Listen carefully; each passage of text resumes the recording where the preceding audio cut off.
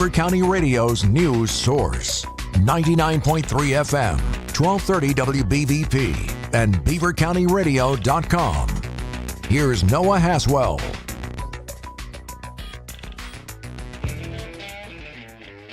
Rush hour is just getting started on Beaver County Radio.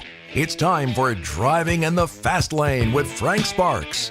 It's the show that talks about what's happening in the news, locally, regionally, and nationally. There will be guests, and Noah Haswell will have the news at the top and bottom of each hour. And now, here is the host of the show, Frank Sparks. Hey, good morning, and welcome in on this Wednesday morning. It's already hump day. Time just flies by. Today, well, actually, Friday's the first day of May already, which makes it even worse. Got a lot planned for you today. It's going to be a fun show, so just sit back and listen along. We're going to start out this morning talking with the Beaver Area Heritage, talking about the museum and a pretty cool exhibit they've got going on. It comes in line. Remember, we were talking about the videos last week, so it comes in line with the videos. Here's the Beaver County forecast. Today it'll be, and you know, it all kind of goes hand in hand, everything here. So that's why we're going to have Miner and Beth Spence joining us this morning talking about that. And then in hour number 2, we're going to be joined by Derek Rossiter and some members of the JCs. They're going to have a hot dog eating contest that they're going to talk about. I guess it's going to happen the day of the Beaver Falls Car Cruise.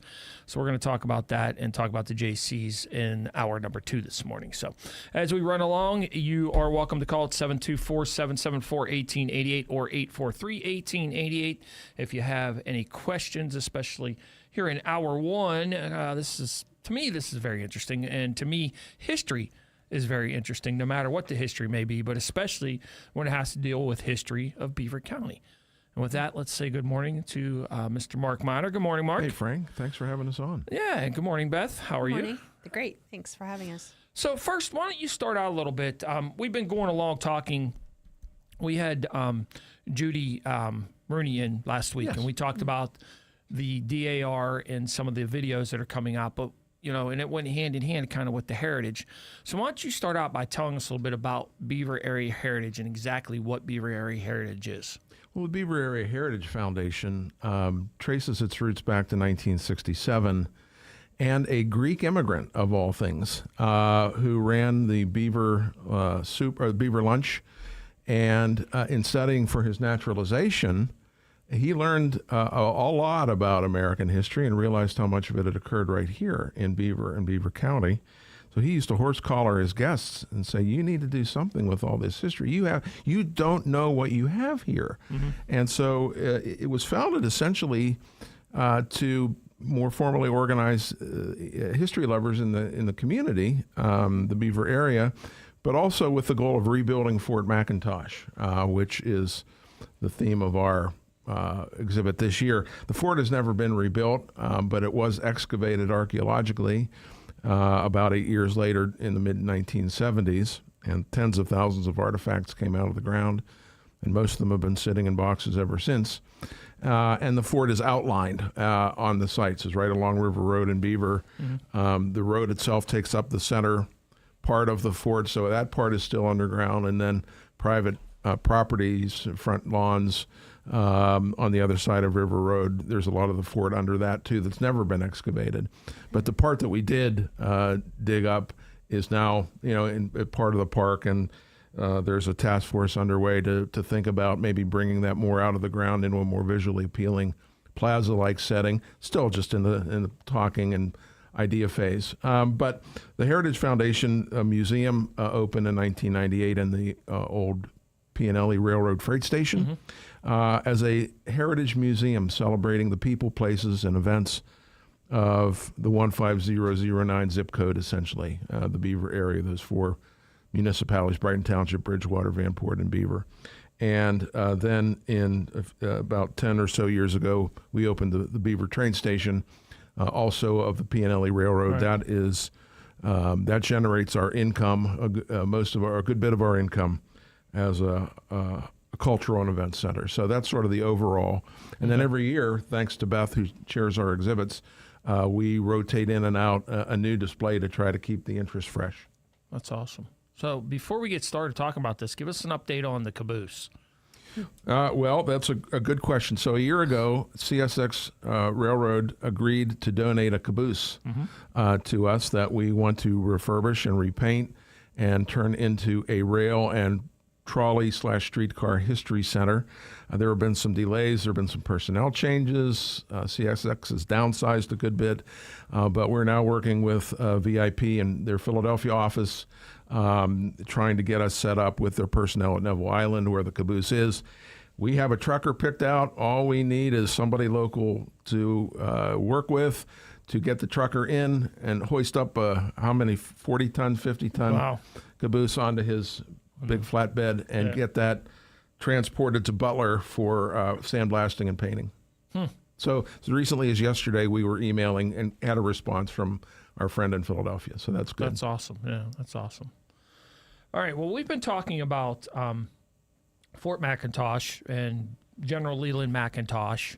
And so, Beth, why don't you start out and tell everybody a little bit about who was exactly General Leland McIntosh? Well, he was an interesting character in history, and Mark is actually more well-versed on a little bit more about McIntosh's ways of being with people. He ended up actually moving on from our fort area into Ohio and creating and building Fort Lawrence as well. But I don't know that he was always easy to get along with, He to say impressed the George least. Washington, though, didn't he? He did. He Yeah. absolutely did. Yeah. Yes, and he had some issues with some people over the years, and had a duel even.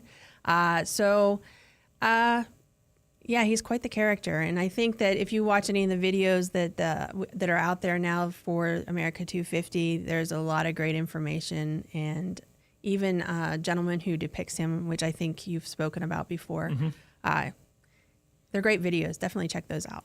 Seems like he's got it pretty spot on, his depiction from what I've learned over the years of Leland McIntosh. He seemed like he was pretty spot on when he was in here recording some spots and stuff. Well, the DAR actually commissioned a replica uniform for him. Yeah. And the gentleman is Bracken Burns, who was a Washington County commissioner at one time. So he's very well-spoken, very interesting guy, and we've had a hoot getting to know him. Absolutely. So how did Fort McIntosh, when they decided on that area, how did Leland decide Fort McIntosh is going to be here in Beaver? Well, that was a debatable question even then. Yeah. So McIntosh had a bit of an ego. Captain Daniel Broadhead had a bit of an ego. Broadhead called it McIntosh's hobby horse fort, as though it was a game or a play. But McIntosh was ordered by General Washington from Valley Forge to Fort Pitt to command the entire Western Army of the United States, and then to build a chain of forts up to Detroit, where the British had a stronghold. So fort number one was Beaver. There were many critics that said it didn't go far enough into Native American territory, because that side of the river, the Beaver side of the river, was not U.S. territory at that time. It was still claimed by the Native American Indian tribes. And so if you walk the site, it's high. It's a plateau above the river. It's a very commanding view of the river. You could easily bombard people in boats coming either direction. So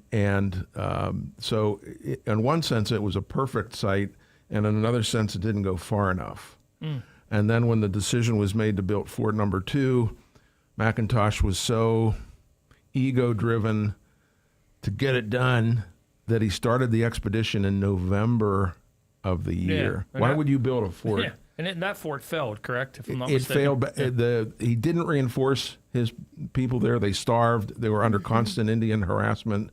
The men were so hungry they boiled their shoe leather and rancid meat. Yuck. And McIntosh went back to his Beaver fort, and when he came back in the spring, he just had a mess. And that was the end of that. And he was humiliated by that experience and resigned, and then went back to South Carolina to continue his military career Now, there. was Leland, he was responsible for closing down Fort McIntosh, right, and moving everything back to Fort Pitt? Who was responsible No, that for was that? his successor, who I believe, I'll have to check my notes here, but I don't know if it was Broadhead, it may have been. I think it was Daniel, for whom Broadhead Road is named. Yeah, that's right. Yeah. He didn't like Fort McIntosh to begin with, so he shifted the headquarters back to Fort Pitt.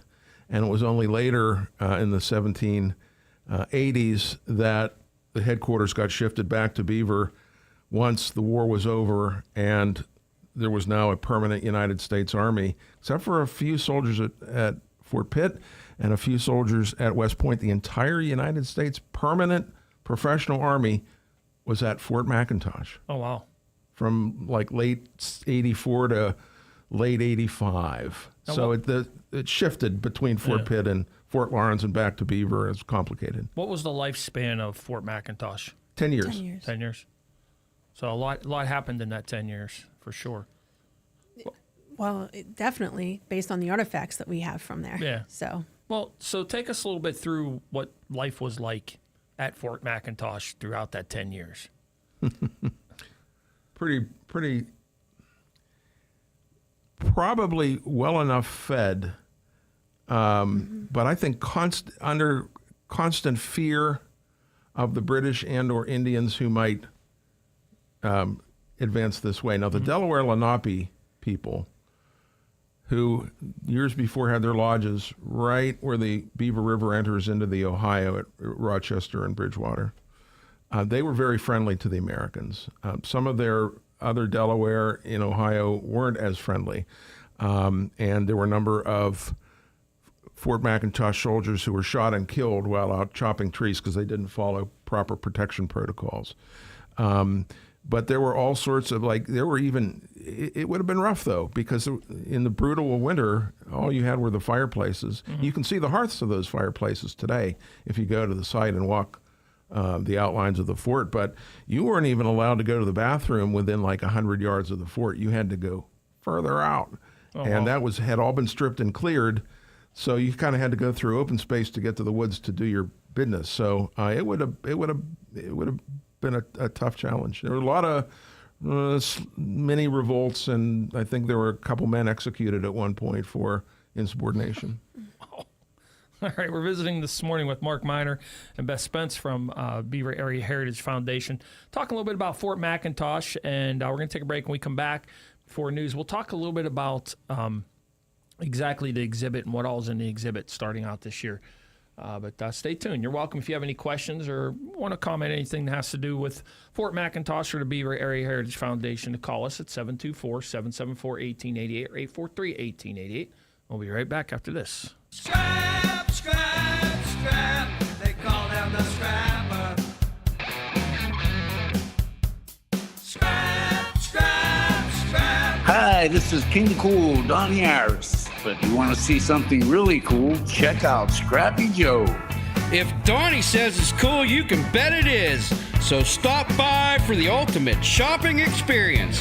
We are home to over 70 vendor booths with over 1 million distinctive products, all under one roof, making us one of the largest co-ops in northwestern Pennsylvania. We also purchase gold, silver, and coins. Please stop by and meet my partner and me, the famous Sue Downey. I want to invite you to take a scenic ride to Oil City. We are located at 4149 Route 257.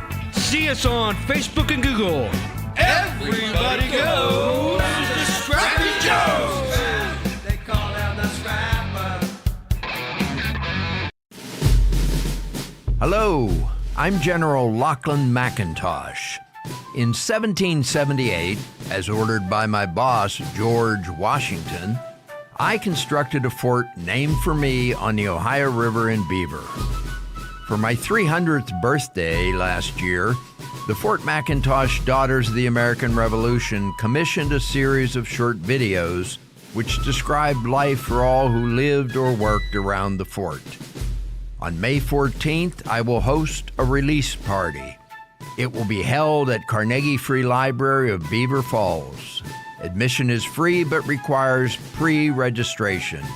Please email Judy Rooney at JUDEROONEY51@gmail.com to attend. Thank you. Yankee Trader. Saturday mornings from 10 to noon. Freedom United Federal Credit Union proudly presents Yankee Trader. Yankee Trader. Buy, sell, or trade. Yankee Trader is presented by Freedom United Federal Credit Union and in part by Rochester Paving and Seal Coating. Tune in for Spotlight on Seniors every Sunday at 11 a.m. Host Valerie McKelvey will highlight what's important to the seniors of Beaver County. Spotlight on Seniors is brought to you by the Beaver County Office on Aging and beavercountyradio.com. Reddick re-signs with 2311. I'm Susie Armstrong. The story next on NASCAR Today. Do you have an unused car, truck, motorcycle, boat, or RV taking up space? Put it to good use by donating it to the NASCAR Foundation. Proceeds help fund medical resources for children in our racing community. Your wheels can heal. Call 844-NASCAR-9 and we'll come tow away your vehicle for free. The process is quick and your gift is tax deductible. Call 844-NASCAR-9 to donate your vehicle to the NASCAR Foundation today. Your donation will help our children survive and thrive. Pack your crew and ignite your weekend. Michigan summers don't whisper, they roar.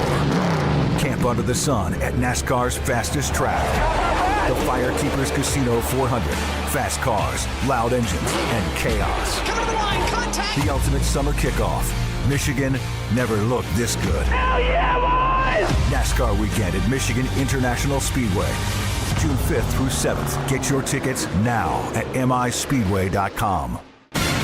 Here they come up off turn 4. Chase Elliott, the leader. Here comes Tyler Reddick. He'll make the move. They're crashing behind him. Elliott's in the wall. Checkered flag is out. Tyler Reddick wins the 68th running of the Daytona 500 in dramatic fashion. Tyler Reddick capturing the Daytona 500 was just the beginning. The Californian has gone on to win a total of 5 of the 10 NASCAR Cup Series races run so far this season. So it wasn't a surprise when the point leader shared Sunday at Talladega Superspeedway that he will remain at 2311 Racing, as he has signed a contract extension with the Michael Jordan Denny Hamlin owned outfit. I'm Susie Armstrong. This is NASCAR Today on the Motor Racing Network. Put freedom in your future. Freedom United Federal Credit Union in Rochester. And we're back here on Driving in the Fast Lane. Coming up, Noah Haswell will have news for us. We're visiting in hour number 1 with Mark Miner and Beth Spence from the Beaver Area Heritage Foundation. We talked a lot about the foundation itself and the story behind Fort McIntosh. But Beth, tell us a little bit about what went into getting this all together and deciding what exactly out of all these artifacts you were going to put on exhibit this year. Well, we actually work with the Michael Baker team, Michael Baker International team. They provided archaeologists for us to use for this, and they did such amazing work. They went through 32 boxes of material. Wow. And they actually were able to organize and catalog it for us. And they provided us with a line item list of what we have, which we had an idea what we had, but until they actually explored it. And then we had one of them in particular, Brian Cunning, who really went into it even further and provided us even more detail. And that's what we used to create the exhibit this year. So where has all these artifacts been since the dig in the 70s? I mean, it's, 50 years later, and they're just now coming to light. We had some out already that have been out since the museum opened, but not really officially cataloged at that point. So they've been in storage actually on our campus, and haven't really seen the light of day until the last actually 2 years ago. I think we started working with them. So it's been a while since they've been out into the world. It's kind of got to be like awing to sit there and look as you open those boxes and look at the history that's in those artifacts. So, I mean, it would kind of like almost give you the chills, you know what Actually, whenever I was the one who had to put the display together, so I was the one who was handling the artifacts and putting them into place. And at one point, I'm holding a mouth harp, that they use. I said, somebody in the late 1800s had this in their mouth. like, and they were playing music on it. Oh, wow. And I just kind of stared at it for a second. I'm an 80s kid. So, Nice. at one point, archaeology and archaeologist was like, that would be such a cool job. Thanks to Indiana Jones. But, Oh, yeah, I remember those movies. yeah. Absolutely. So for me, it was just one of those moments that was just, yes, I got Okay. the chills a little bit holding this. And then we have other pieces that are parts of muskets and things like that. Like, so we have and we have horseshoes and we have buttons with USA on them. And we have, even the thing that they use to make the buttons, what they carve the buttons out of, that's on display. It's just, so like one of the displays is all about what the things that the men would use day to day. And then the other display we have set up, the other section is, we have bullets, and we have, but they're not bullets, musket balls and things Okay, like yeah. that. And one actually is embedded, according to the notes from Brian, there's actually embedded in it is fabric.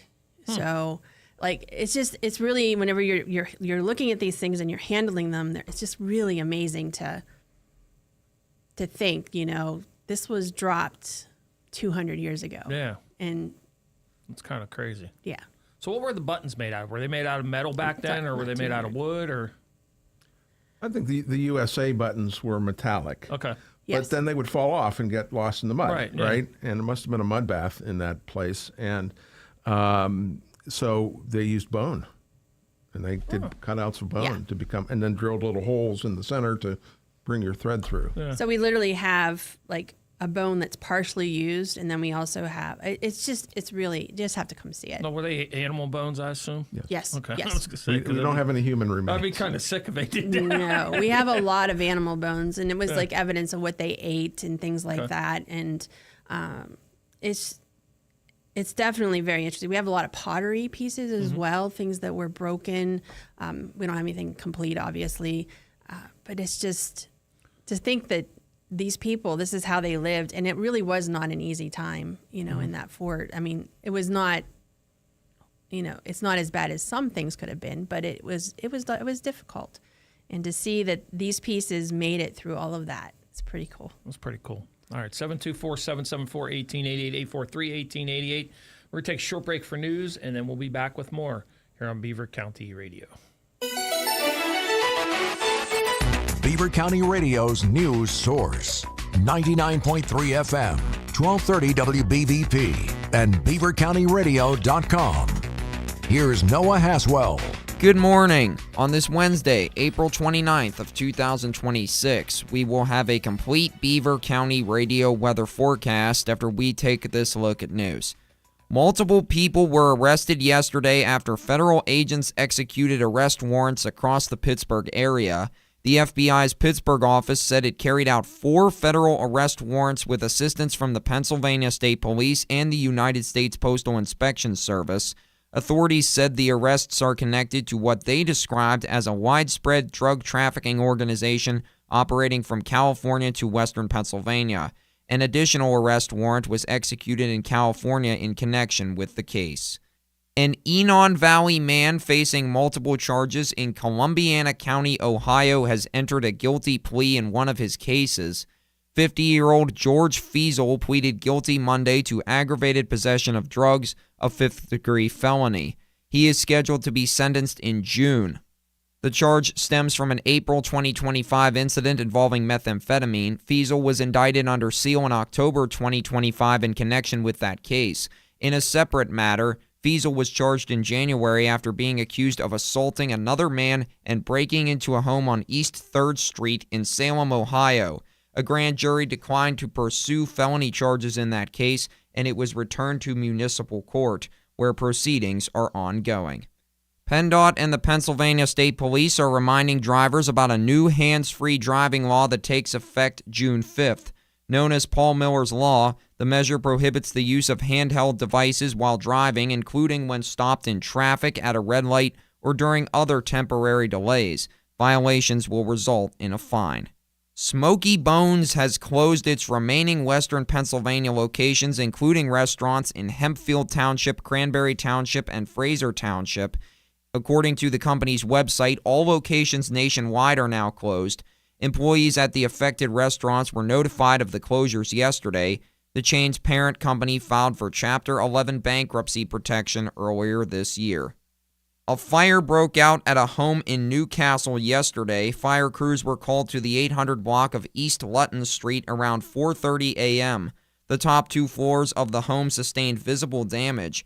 No injuries were reported, and the cause of the fire remains under investigation. A man is facing charges after allegedly using fake credentials to access the stage during the 2026 NFL Draft in Pittsburgh. Authorities identified the man as Frederick Beyer, who posted a nearly 20-minute video on YouTube appearing to show how he created a counterfeit draft credential and bypassed security.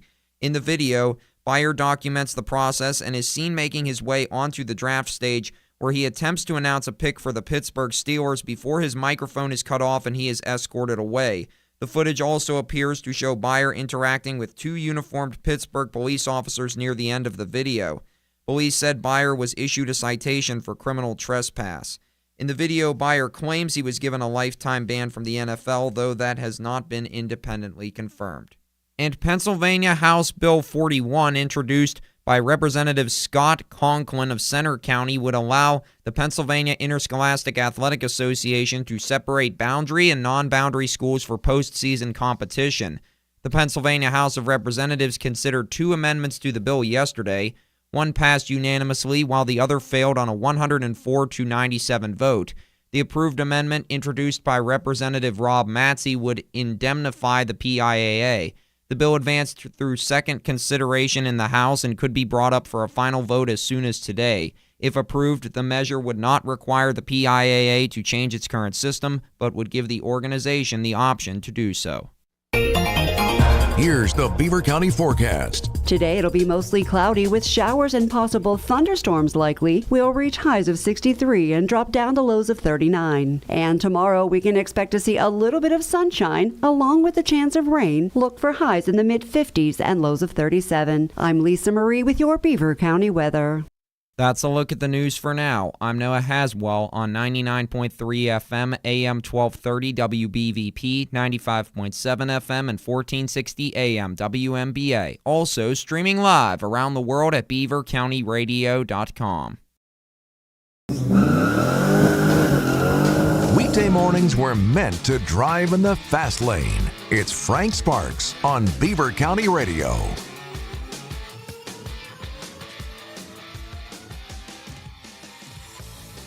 We're back here on Driving in the Fast Lane. It is 11:37 in Beaver County. Actually, just turned 11:38. It's raining out there, and it is 59 degrees. Visiting at hour number 1 this morning with Miner and Beth Spence from the Beaver Area Heritage Foundation. And we've been talking about the museum and the Heritage Museum and the display for Fort McIntosh. And Beth, we left off talking about some of the artifacts. But before we talk more about the display itself, what do you think, in your opinion, is the most unique thing that was in all those artifacts?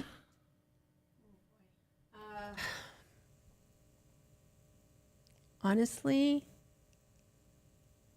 I'm going to say it's going to be hard, but I think the mouth harp, we actually have a couple of those, and just the utensils that they use. We have some very interesting. There's one interesting piece in particular. It's kind of ornate, actually. Like a scrimshaw. Yeah, yeah. What is a mouth? I mean, I understand what a harp is, but like, how did a mouth harp? How was it so much smaller? It could, You may have heard it called a Jew's harp in the vernacular, but it was a U-shaped piece of metal, and then a band, a very tightly band going across, and you boing, boing, boing, boing, boing, boing, boing. Yeah. Huh. Yeah, they used to have one on Hee Haw, actually. If you ever saw the old show. Yeah, okay. I never knew that's what that was. Yeah. Okay. All right. So how complete is that? I mean, obviously, I'm sure the strings are... Not very. I mean, it's there. You can tell what it is very easily, but it's obviously rusted and not you couldn't play it now. We do have, as part of our exhibit, we've set up a couple QR codes around, and there's actually a QR code where you can hear what it actually sounds like. Okay. So people could scan that QR code on their phone, and they'll be able to hear what a mouth harp sound is. So take us through the exhibit. Is it very interactive for people as they come in? Especially children. We really are focusing on that and trying to, encourage the interest in history for even the young kids. So when you walk in, you'll see our display. Our Fort McIntosh display is still there. That was there before, and we have set up an interactive table, and it has sand in it. It's not messy sand, thankfully. It's that kinetic sand. Kinetic sand, yeah. Okay. But in that, we have a number of artifacts that are in there. So we've placed in there little pieces of pottery and buttons and all kinds of fun things that the kids can actually do the archaeology dig.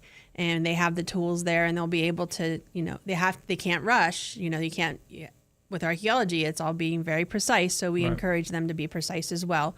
And then we also have them track where they found it. Where they found their piece, and it's a grid and everything. It's all set up just like you would see in an archaeology dig.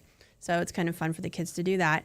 We also have a cutout that we put up for the kids to, if they want to, you can stick your face in the cutout. That's not Mark, is it? The cutout's not Mark. I hope not. He could do it if he wants to. Drive them out the door. Yeah, it's fun for them. Okay. And then we also have set up on the display screen that we have. It's a touch screen, and they actually can see the people of the fort. So we have the people that you're used to hearing of, and then there are some more minor people that actually had an important part of the fort history. So we have both the the forces that were there, but then we also have a few on there of the American Indian tribe, the Lenape tribe in particular. White Eyes, Captain Pipe.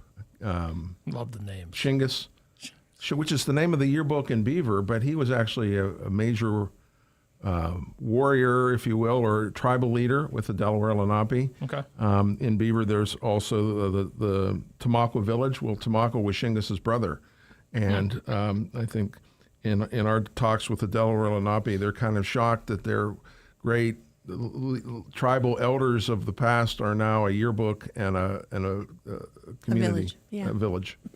Seems like over the but last... we have their bios now. We've researched their stories. You can touch on their face on the touchscreen, and then there's an individual slide that comes up about that particular either U.S. government official, military official, or a Native American, and then you learn more about them as a person. And so if we do our job by the end of the year, the names White Eyes and Captain Pipe, Killbuck, and others for whom Killbuck Township is named, there'll be more household words, household names that people actually talk about. So let me ask you this. Over the last few years, it seems like, I don't know if it's a new group of people or what it is, but it seems like Fort McIntosh and the heritage has come more to light than in previous years. It's getting out there more. I'd like to think so. I think so, yeah. I'd like to think that partly it's due to America 250, and that's just a natural time to, when it was excavated in 1974 and 1975, that was all leading up to 1976, the bicentennial. And then in 77, 78, the fort was dedicated, and they brought in the Chief of Staff of the Army, General William Westmoreland, to formally dedicate it and to inspect the troops, the reenactors. My wife was in the Beaver Marching Band that day and stood there. And so, and then, 50 years go by, and here we are yet at another milestone. But I just think there are a number of folks around. One of them, Dan Martone, who is a Beaver resident. He's the borough engineer. He's a former trustee of our museum.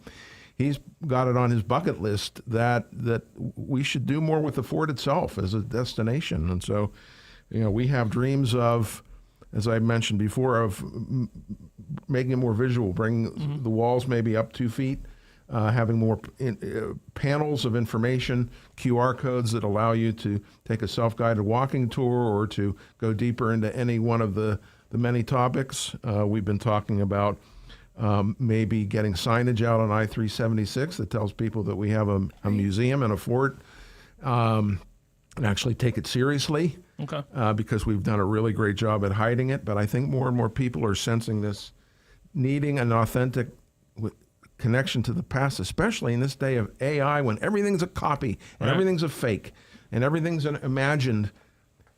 This stuff's the real thing. Yeah, that's Beth cool. talks about holding the mouth harp. What an experience. Wild. You can't hold a mouth harp from Fort McIntosh anywhere else in the world except Beaver, Pennsylvania. So you talked a little bit about some of the land that's not been excavated at this point. Is there ever a chance that might, I know it's private property and things, but is there ever a chance that might happen? Well, there's a whole group that's working on the Fort McIntosh component of this, and Dan Martone is leading that. That would have to be up to the homeowners, I think. No, if I lived there, I'd let them in a heartbeat, you know? And, you know, we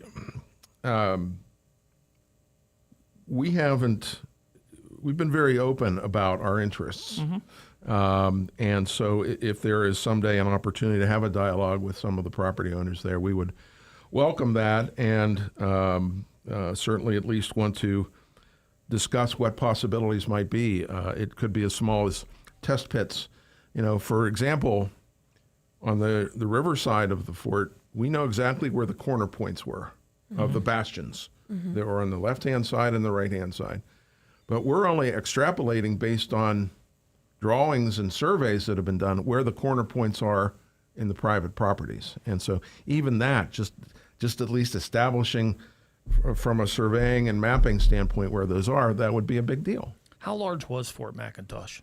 Oh, man. I mean, you have part of the outline now, and I know that's not the whole fort. It was probably 100 yards wide, I'm guessing. I'd need to go back and look at the surveys that Craig Baker's firm did for us some years ago that mapped the GPS coordinates. So we do have a very precise map of the site and exactly where it lays and crosses River Road, and then we speculate on where the rest of it is underneath the private property. How many soldiers did it typically hold? I mean, 100 yards really, I mean, it could hold a lot, but it could not also. Well, a lot of them camped outside. So you would have, if you would have flown over at that time, you would have seen a bunch of tents outside. You would go into the fort for protection. But the officers lived in the fort. I think there were some stables in the fort. We have evidence of metalworking, forge, blacksmith within the fort where there were found scattered deposits of metal. There was a brickworks, but maybe not in the fort. And I think at its height, there may have been 1,500 soldiers. But when the war was over and Congress directed the Secretary of War to send everybody home, the very next day he then put out a notice that he wanted to form a more permanent army. This is General Knox, the Secretary of War. Right. And so Pennsylvania was the only one of the states to fulfill its quota. And they came to Fort Pitt and then up to Fort McIntosh. And I think there might have been 120, 130 soldiers there at that point. But at that time, that was the entire permanent army of the United States. Wow. So it really varied depending upon the need. So, Beth, what else can we expect? I know we kind of were talking a little bit about the display and everything and kind of got sidetracked a little bit. So what's some of the other things that are in the display for children and for, you know, the whole family? Well, I definitely wanted to make sure I mentioned the sandbox and that whole experience, and then the touchscreen does have a lot of additional information. So whenever you go to that touchscreen, all of the faces are in front of you, and you just pick the one that you want to learn a little bit more about, and it pops up as a larger screen with a lot more information about that particular individual. And we still have, even in our actual permanent displays, we have an entire corner that is Fort McIntosh. And then we have in our display screen area, that is another area that's Fort McIntosh, and we have additional artifacts back there. And again, the archaeologists from the Michael Baker International team helped us, or are helping us give a better description of what those things are, and we will add additional signage there once we have that from them. And that would be the main thing that I would want to make sure that I mention. And I think people should just come and check it out. It's really cool to see. It'd be great for grandparents to bring their grandkids in for the digs. And Beth mentioned we have a number of artifacts that are buried in that kinetic sand. These are not authentic artifacts. They're reproductions. Right. But whatever a kid finds, the kid can take home. Well, that's cool. And we have little coins and everything in there. Yeah. So. Okay. That's pretty cool. It's a great idea our team came up with. And even young parents who want to spend a morning with their kid and doing something different, it should be really fun and something a kid would remember because they get to take home what they find. So what's the hours? Saturdays 10 to 4, and the first Sunday of every month 1 to 4. Okay. And for the longest time, from COVID until last year, we weren't even open on Sundays, although that was our original promise to the community. And so we've partnered with the Fort McIntosh Club, Bags and Blessings, the Rotary Club of Beaver, and the Tuscarora Ridge Garden Club. And they are providing teams of greeters for us on Sunday so that we can be open at least once a month. And then in the middle of May, we're partnering with Remake Learning Days to be open on yet another Sunday as part of a celebration of education. And then in mid-August, as Tom Rooney probably told you, the Presidential Honor Guard was coming from D.C. to do a performance at Soldiers and Sailors. We're going to partner with them. I'll be speaking during that event, and also we'll be open that Sunday as well, which is in the middle of the month, to make it a whole weekend of activity as part of the America 250 celebration.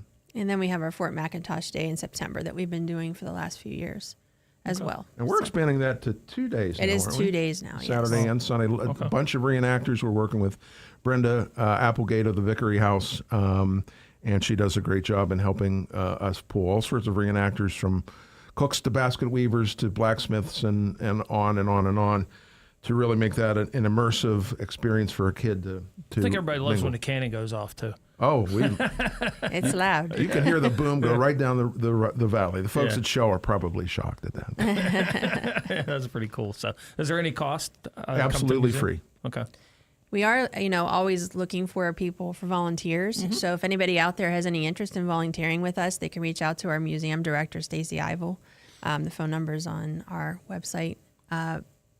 We would like to be open on more Sundays at some point, but we need a little bit more help. Do they have to be like a Beaver resident? Can they be Beaver County anywhere? Yeah, their great-great-grandparents had to be born in Beaver. No, I'm kidding. I was born in Pittsburgh, and hey, we were founded by a Greek immigrant. Do you have to live in Beaver now to no, absolutely not. You just Anybody have to in have a county? love for people and a love for history, and we'll train you. It's not difficult. We'll teach you everything you need to know.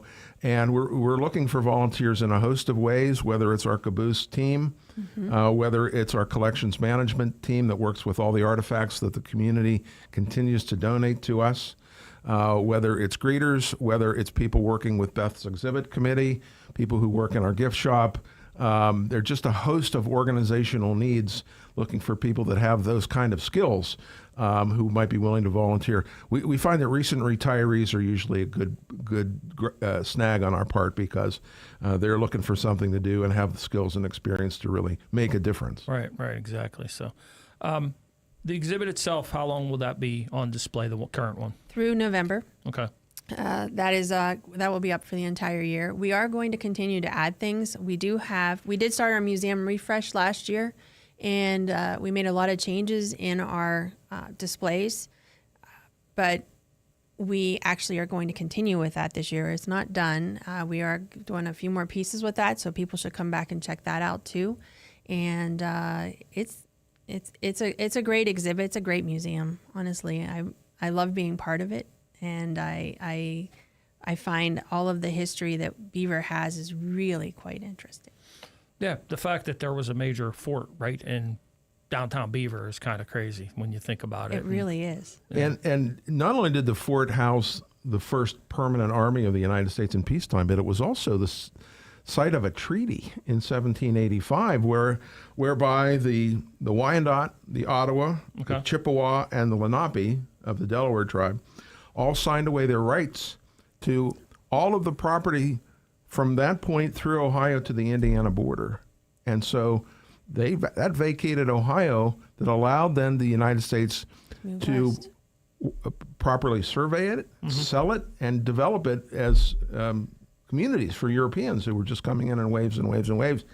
And next year we're looking at maybe a two-sided look at the treaty from the standpoint of the United States government and what it accomplished for orderly settlement of Ohio, but also possibly then on the flip side of that, a look from the Delaware and Lenape standpoint, where they help maybe tell us their own story about what that has done. Today they're headquartered in Bartlesville, Oklahoma. That's as far as we've pushed them. So they've had a number of forced displacements over the forced removals. Yeah. Wow. Well, that's how they even got here, because they were pushed from the other side of the state. So that's Over why this way. Shingas and Tamaqua, the brothers, moved this way, and they didn't want to fight necessarily, is what I've learned from attending some symposiums and whatnot. So it's really, I would really love to be able to tell their side of the story too. Yeah, that's pretty cool. So, all right, recap one more time. What's the hours? When's it open? And how long the display is going to be up? Beaver Area Heritage Museum. It's on East End Avenue, also called One River Road Extension in Beaver. We are right next to the Beaver Station building. We're in the smaller former freight station of the P&LE Railroad. Our exhibit for the year are the people and archaeology of Fort McIntosh. We're open Saturdays from 10 to 4, Sundays from 1 to 4. That is the first Sunday of each month. And we're absolutely free and very child-friendly. Awesome. Somebody wants to get information about possibly volunteering or helping out. How can they do that? Check out our website, beaverheritage.org, beaverheritage.org, beaverheritage.org. You sound like you've done that before. Just in the shower, Frank. I hear you. Well, Mark and Beth, thank you guys for coming in this morning. Thanks for having us. It was great learning more about it, and keep us up to date on how I'll it's have to going. give you a personal tour if you'd like to swing down sometime. Absolutely. We'll I'd do it love off I'll have hours. to bring my daughter because she would love that. Absolutely. She'd love to. I have an How old? 8-year-old, 8. And she would love to Perfect. dig in that. Yes. She loves doing that kind of stuff. And she buys those National Geographic ones. If you've seen those in the store, you can buy. And they have like digs and stuff, and she does that all the time. So that's right up her alley. Come on down. So, She'll love it. Absolutely. sounds good. Thanks, guys. Thank you, Frank. All right. Thanks. All right, coming up next, it's Town Hall News, followed by local news with Noah Haswell here on Beaver County Radio. Put freedom in your future. Freedom United Federal Credit Union in Rochester. The views and opinions expressed on WBVP and WMBA